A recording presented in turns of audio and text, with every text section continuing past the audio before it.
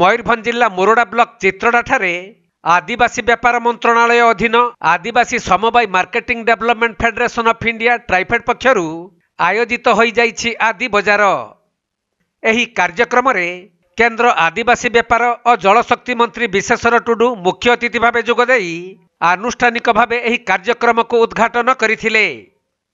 आउ सम्मानित अतिथि भावे पूर्वतन विधायक तथा मयूरभंजर महाराजा प्रवीण चंद्र भंजदेव जोगदेई आयोजित कार्यक्रम संपर्क में आलोकपात करथिले। तेबे आधुनिक जुगरे आदिवासी पारंपरिक सामग्री लुचि जाउछि।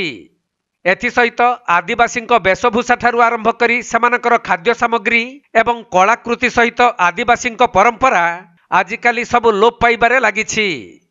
तेणु आयोजित एही कार्यक्रमर मुख्य उद्देश्य जे आदिवासी मानक उत्पादित द्रव्य पई मार्केटिंग विकास को प्रोत्साहित करिबा एवं देशर विभिन्न जनजाति को सामाजिक तथा अर्थनैतिक दृष्टि वृद्धि करिबारे साहाय्य करिबा। तेबे एही महोत्सव रे सारा ओडिशार विभिन्न जिल्लारू आदिवासी माने आसी निजर कलाकृति सहित पारंपरिक रीतिनीति एवं पारंपरिक कलाकृति देखाइथिले, जहा आदिवासी कला संस्कृति को बंचाई रखिबा पई चलिछि प्रयास।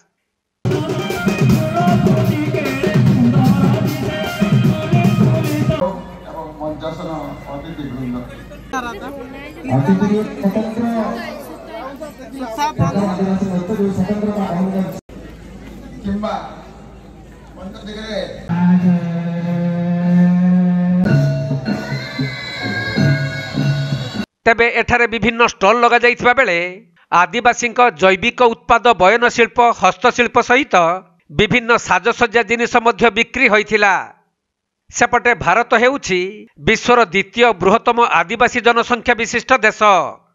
तेणु ट्राइफेड आदिवासी मानक पई एक व्यावसायिक बजार सृष्टि करिबा एवं आदिवासी द्रव्य बिक्री पई ब्रांड सृष्टि करिबा एही संस्था लक्ष्य रखिछि, जेउठारे आदिवासी माने सेमानकर निजस्व उत्पाद बिक्री करि परिबे।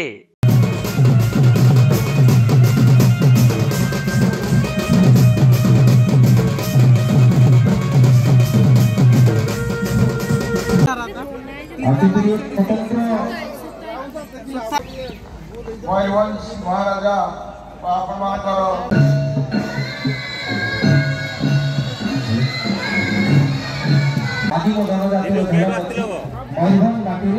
मयूरभंज जिला मुरुडारू ज्ञानरंजन बेहेरा रिपोर्ट, कोणार्क लाइव।